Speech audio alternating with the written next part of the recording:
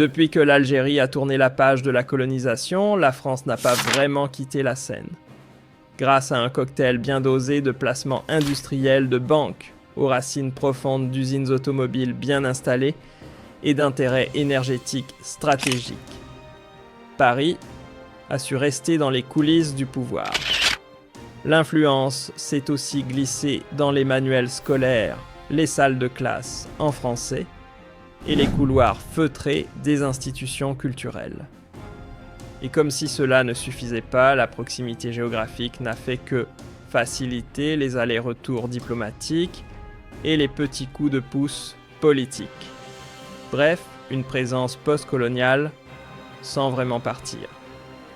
Quand des poids lourds comme Renault Michelin ou Total Energy plient de bagages, ce ne sont pas que des logos qui disparaissent du paysage algérien, c'est tout un levier d'influence qui s'effondre. Moins d'investissements, c'est moins de cartes à jouer dans les coulisses des décisions économiques ou stratégiques du pays. Et comme si cela ne suffisait pas, les vieux différends historiques entre Paris et Alger continuent de jeter de l'huile sur le feu. Résultat, l'empreinte française s'efface doucement, mais sûrement des radars algériens. Quand l'Algérie éternue, c'est toute la diplomatie française en Afrique du Nord qui s'enrhume.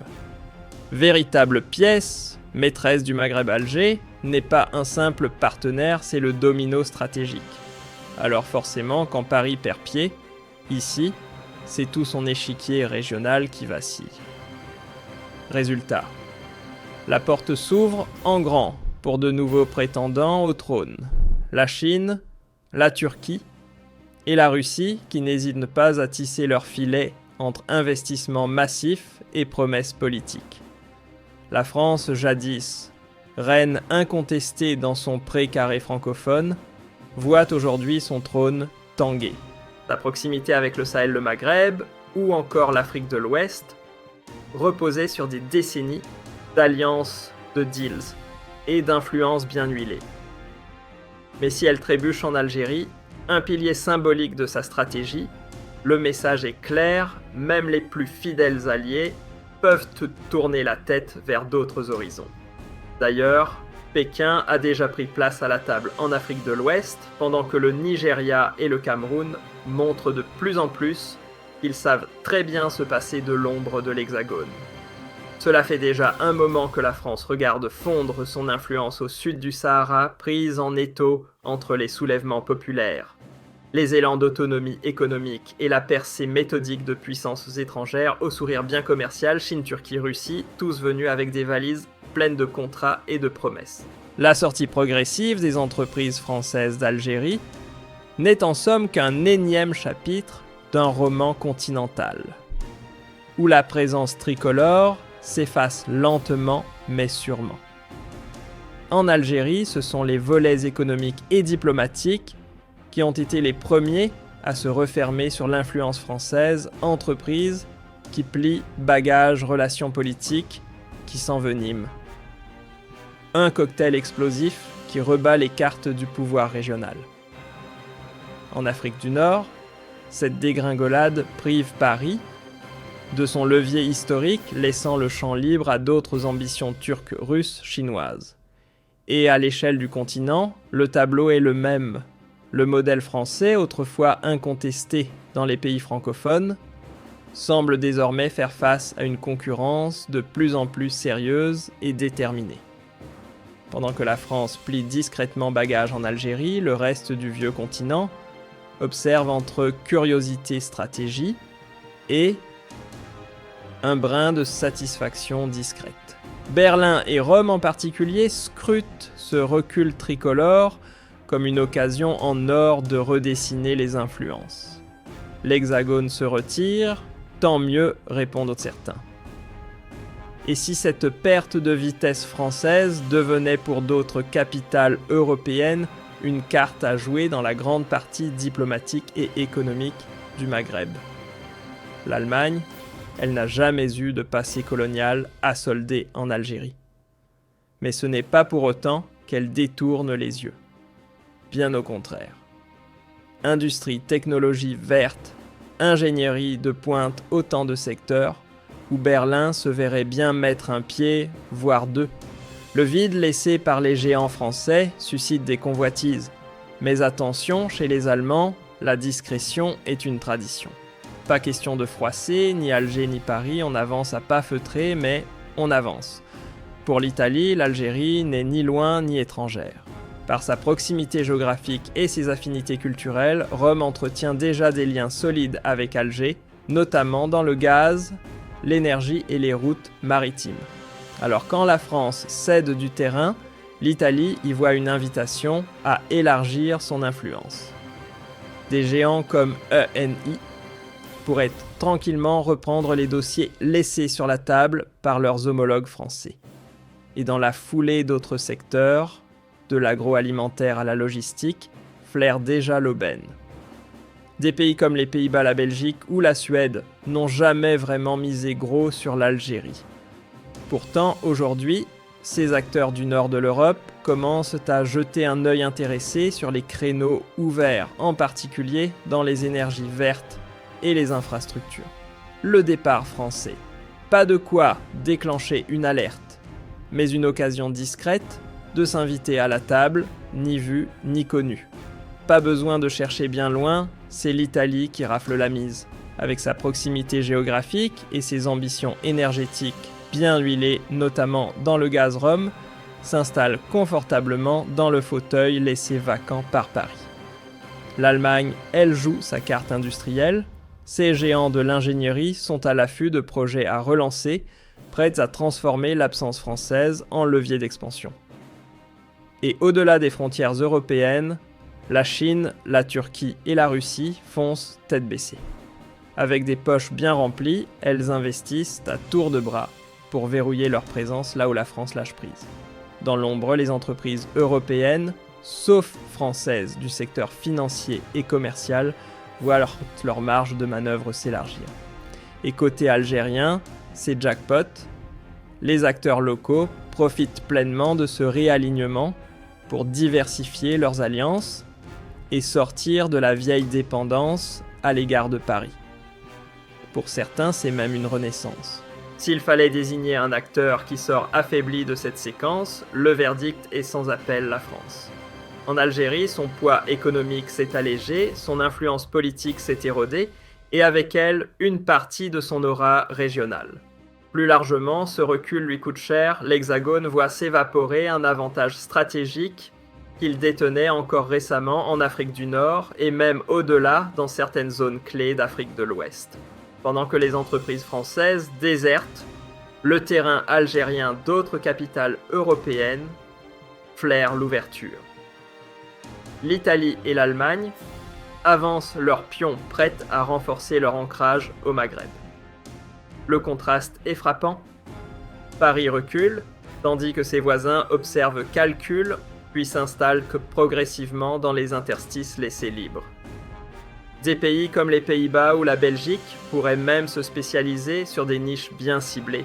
Mais qu'on ne s'y trompe pas, ces gains restent fragmentés et ne remplacent en rien l'influence politique globale dont la France bénéficiait autrefois.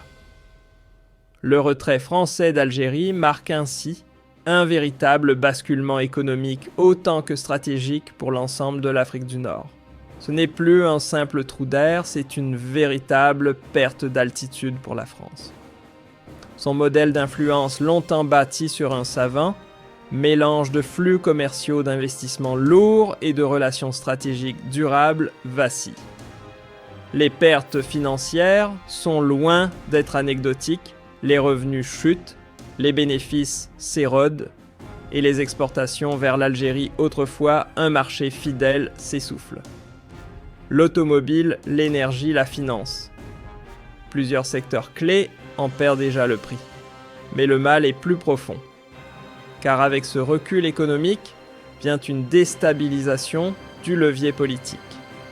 Moins d'entreprises, c'est moins d'ancrage diplomatique. Résultat, l'Algérie et l'Afrique du Nord deviennent des terrains plus libres, plus accessibles pour d'autres puissances. L'Italie, l'Allemagne, la Chine ou encore la Turquie. Ce n'est pas seulement une défaite d'image, c'est une redéfinition des rapports de force sur tout le continent. Ce déclin illustre en réalité un basculement plus vaste. La vieille carte de l'influence européenne en Afrique est en train d'être redessinée. Le monopole discret de Paris s'effrite, tandis que de nouveaux acteurs se bousculent à l'entrée des marchés algériens. En clair, le retrait français n'est pas qu'un repli économique, mais un signe avant-coureur d'un rééquilibrage géopolitique en profondeur, avec des conséquences à long terme bien au-delà de la Méditerranée. Ces dernières années, le retrait des entreprises françaises en Algérie ne fait plus de doute, mais attention, il ne s'agit pas d'un exode soudain, ni d'un effondrement général.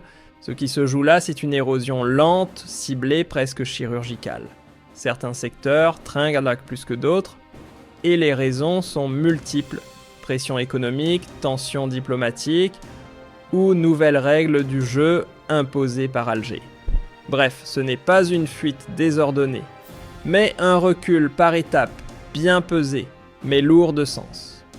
Les noms tombent, et chacun marque une page qui se tourne. Michelin, après plus de 6 décennies sur place, a fait ses valises, laissant derrière lui une longue histoire industrielle. Renault, de son côté, a vu son usine fermer en 2020, et aucune relance n'a été autorisée depuis les tensions politiques ayant gelé toute reprise. Crédit Agricole a quitté le navire après que la banque centrale algérienne lui a retiré sa licence. Suez, pourtant bien implanté dans la gestion de l'eau, a vu ses contrats s'envoler, victime de réalignements contractuels. Et Total Energies, elle s'est retirée d'un projet pétrochimique majeur à As-Sirmel. Une sortie symbolique presque stratégique. Les chiffres parlent d'eux-mêmes, les capitaux s'évaporent, les échanges se figent, et la courbe des relations économiques entre Paris et Alger penche dangereusement vers le bas. Dans ce contexte tendu, l'Algérie ne perd pas de temps. Elle tourne son regard vers d'autres horizons, tend la main à Pékin, à Ankara, à Rome, bref, à ceux qui ne portent pas le lourd héritage colonial. Résultat. Les firmes françaises, longtemps en position dominante, se retrouvent peu à peu reléguées au second plan. Des relations diplomatiques sous tension. Entre querelles historiques mal digérées et prises de position qui s'entrechoquent, le climat politique entre les deux pays reste électrique. Et quand la confiance chancelle, les investissements s'en ressentent. Des règles du jeu de plus en plus strictes. L'Algérie impose désormais ses conditions production locale, actionnariat national. Renouvellement de contrats sous haute surveillance. Autant d'obstacles qui compliquent sérieusement la donne pour les groupes étrangers. Un virage assumé vers la diversification Alger ne veut plus dépendre d'un seul pôle. En diversifiant ses partenaires notamment vers la Chine et d'autres puissances non européennes, le pays élargit ses marges de manœuvre et réduit l'emprise historique de l'Europe-France en tête.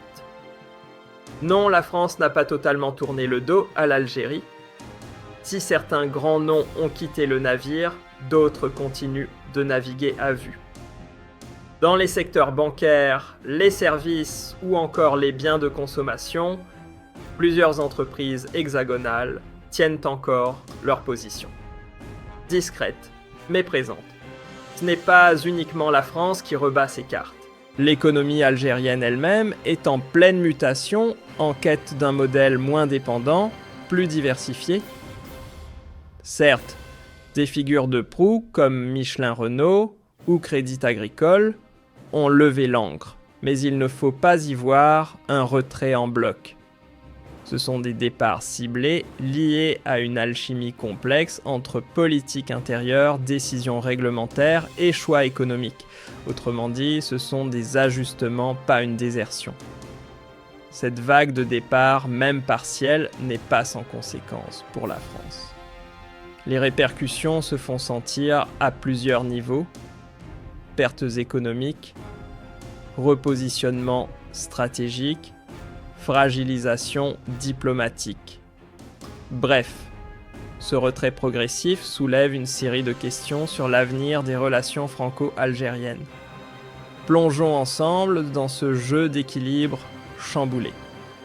Le retrait progressif de groupes français en Algérie ne s'est pas fait sans dégâts, surtout côté français.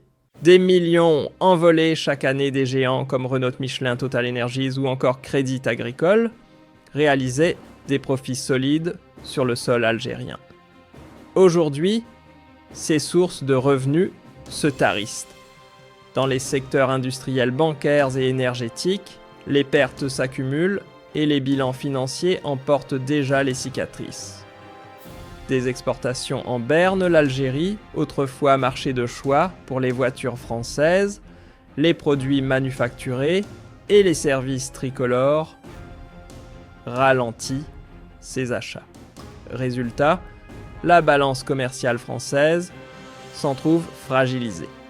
Des projets futurs partis en fumée avec cette vague de désengagement, certains projets à long terme comme des complexes pétrochimiques ou des réseaux d'infrastructures ont été purement et simplement abandonnés.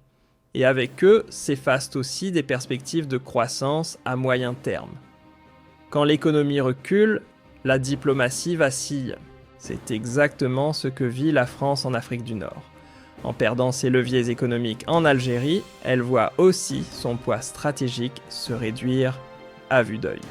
Résultat, des pays comme la Chine, l'Italie ou la Turquie n'hésitent pas une seconde à occuper l'espace laissé vacant, tissant de nouveaux liens avec Alger, là où Paris régnait autrefois en maître. Et ce n'est pas tout le retrait en série des entreprises françaises n'envoie pas le meilleur signal. Aux yeux du reste du monde, la France apparaît de moins en moins comme un partenaire solide. Quant à l'Algérie, elle pourrait bien être vue désormais comme un terrain glissant pour l'investissement tricolore.